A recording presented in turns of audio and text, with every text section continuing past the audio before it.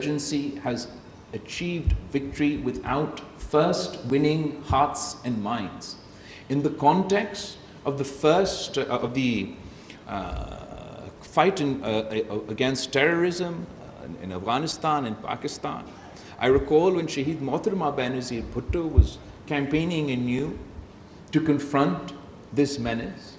Well, she warned in Pakistan in her final speech that these militants want to remove Pakistan's flag from SWAT, and rallied her country as the first female prime minister when many male politicians cowered or shirked from their responsibility to speak out. She rallied her country and she said she would be the one to lead. She would be the one to raise Pakistan's flag in SWAT. She did so in a context. And the context was a global understanding about the next phase to combat violent extremism and terrorism within Afghanistan and Pakistan. Of course, it meant joint resolve and kinetic operations that we would ultimately begin in South Waziristan and North Waziristan, etc. But that kinetic action was to be coupled with investment in the hearts and minds of the people of Afghanistan and Pakistan. Within the context of what the shared experience of the end of the World War II and the international community's commitment then to a Marshall Plan that saved or invested in the economies of a war-torn Europe to ensure future generations would not be drawn back into the mouths of, at the time, fascism. A similar commitment was made by the international community to her, to Pakistan, to the world, that we'll stand shoulder to shoulder with you in this fight, but we will not cut and run. We will invest in a new Marshall Plan for Afghanistan and for Pakistan to ensure that future generations are not lost to the menace of terrorism. So, of course, we all are aware that we have not lived up to that commitment. In the current context, it still means that we should find our own opportunities. That is the context in with which President Zardari initiated the China-Pakistan Economic Corridor. It wasn't geopolitics. It was an understanding that the eastern route that was to go through Pakhtunkhwa and descend into Balochistan would drive economic development and economic activity in those areas that were the most devastated by terrorism. So whether today it is in a multilateral context or by focusing on our own economic opportunities, we need to provide our people, the people of Pakistan, with hope through economic opportunities so they're not drawn back towards this menace of terrorism. We need to focus on the digital realm, and I've advocated before for a digital bill of rights. We absolutely require a digital bill of rights for our youth, one that grants them the opportunity to flourish in the digital age, protects their digital fundamental rights, but also acts as a digital iron dome against the proliferation of extremist content online. Algorithms that detect copyright breaches in milliseconds can be trained to throttle extremist content in the same blink. Silicon Valley must police its platforms, or we must legislate teeth into their negligence. On financial support, banks that knowingly clear terror-linked remittance should face the same stigma as those that launder drug money. FATF must evolve from a punitive grey listing to proactive intelligence pooling. And finally, success cannot come with hard power alone. We must display smart power. The combination of hard and soft power shall snuff out violent extremism from its roots so that it may never re-emerge again. On the narrative front, extremism is not an illness just to the Kalashnikov. It is an illness of the textbook, the pulpit, the WhatsApp forward. We shall write a curriculum where Ibn Sina walks beside Iqbal, where the Prophet's Charter of Medina is studied as the first social contract, and where Jinnah's August 11th speech is memorized before breakfast. We shall reclaim the microphone from the priest who preaches division and hand it to the young scientist who codes solutions. For our youth, 64% or 65% of Pakistan is under the age of 30. Terror groups salivate at that statistic. I look at the same number and see a firewall. Give this generation broadband, venture capital, startup opportunities, and no recruiter in the tribal valley will match the romance of discovery we can offer. For our women, the women of Pakistan are our untapped brigade. No nation can fight half-handed while half its population is sidelined. The daughter of the Indus who pilots the F-16, the widow who runs a microloan cooperative in Swabi, the coder in Karachi who encrypts military comms, they are the insurgents against ignorance. And ignorance is terror's godfather. Some capitals wag their fingers at Pakistan and ask, is Pakistan doing enough?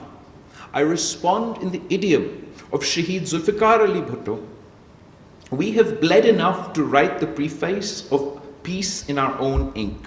We will not have that manuscript proofread by those who stayed safe behind oceans and alibis. In a message, a word to the merchants of hate within, to those who romanticize the terror culture from drawing rooms and YouTube channels. Let me be unambiguous.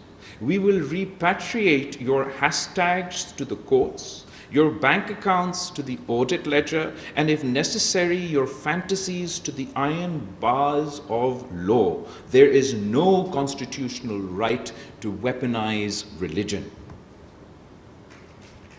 If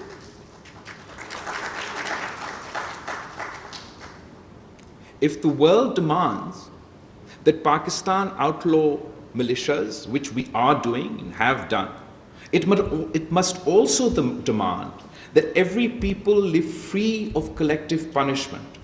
Selective outrage is the oxygen of extremist recruiters. From the Kashmir Valley to the olive orchards in Palestine, the world must deliver a just peace. To India, I say, we have a shared stake in ending this cycle of fire.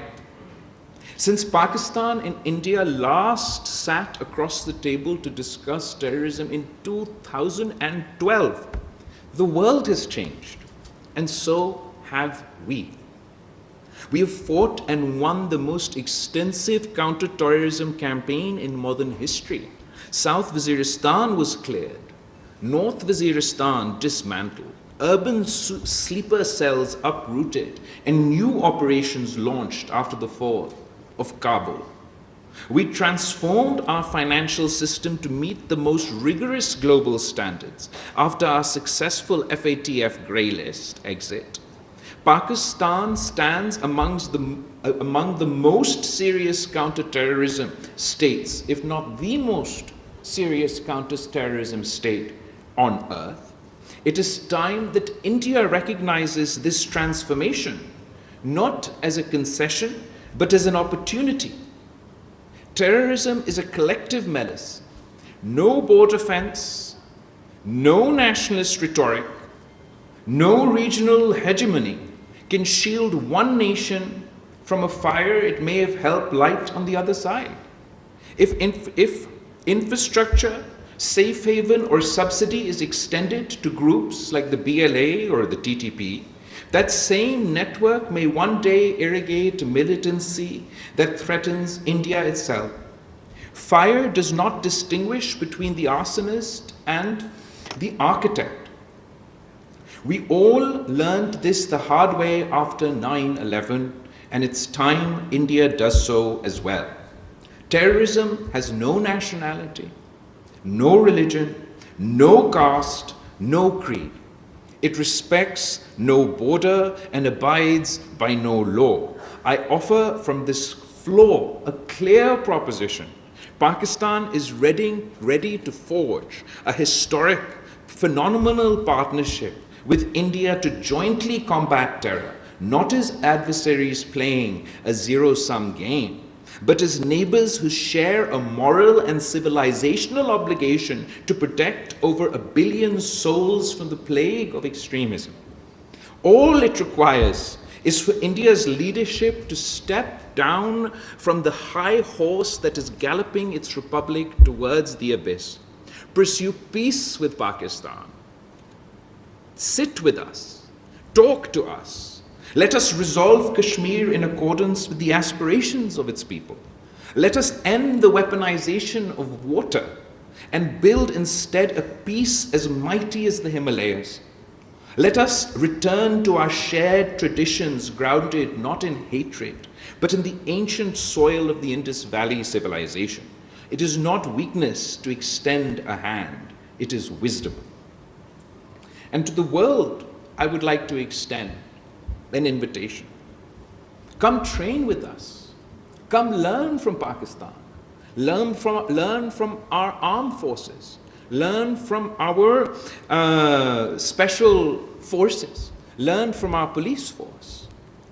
We have waged the most extensive counter-terrorism, counter-violent extremism battle from generation to generation. Study our counter-terrorism authority dataset. Few databases are richer. Come walk a rebuilt Pakistan in the aftermath of terror. Few places tell a more vivid before and after. Let's partner and let partnership replace perception. I speak not just as former foreign minister or chairman of the Pakistan People's Party, but as a son of the soil who has met mothers holding photographs of children lost to blasts, as a brother of journalists who dodge bullets telling the truth, as a citizen whose generation was shaped by the sound of explosions. I pledge that Pakistan will pursue every cell, choke every pipeline, and confront every narrative that seeks to turn our cradle of civilization into a cemetery for hope. And from this house, I ask a unanimous resolve. In the words of Shaheed Mohtarma Benazir Bhutto, we have come too far, sacrificed too much to turn back now. And from our allies, I ask the courage of consistency.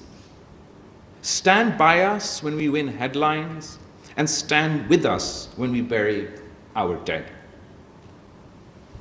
And in conclusion, when my grandfather Shaheed Zulfikar Ali Bhutto thundered at the United Nations in 1965, he warned, we will fight for 1,000 years, but we will not surrender.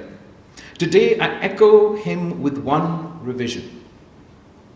We will fight for as long as it takes, but we will not need 1,000 years. Because our enemy is small against the expanse of our conviction, and conviction is the oldest, strongest weapon known to humankind. Let the clerics of chaos know. The people of Pakistan have endured empire and earthquakes, partition and dictatorship, floods and pandemics. Your improvised explosives are a footnote in a story whose chapters are written in resilience. Let the merchants of fear know, each time you strike, we rebuild taller. Each time you divide, we reconcile deeper. Each time you preach death, we invest in life. And let the world know, when the dust settles of this era, the chronicles will record that Pakistan, misunderstood, maligned, yet magnificent, stood at the trench line, stared into the abyss, and by the grace of God and the grit of our people, dragged humanity back from the brink. Pakistan Zindabad. नासिन chairman Pakistan Peoples Party Bilawal Bhutto Zardari Islamabad में दुनिया के पाकिस्तान के दहशतगर्दी के खिलाफ जंग के मौजू पर बैनुल अक़वामी कॉन्फ्रेंस से खिताब कर रहे थे। उन्होंने कहा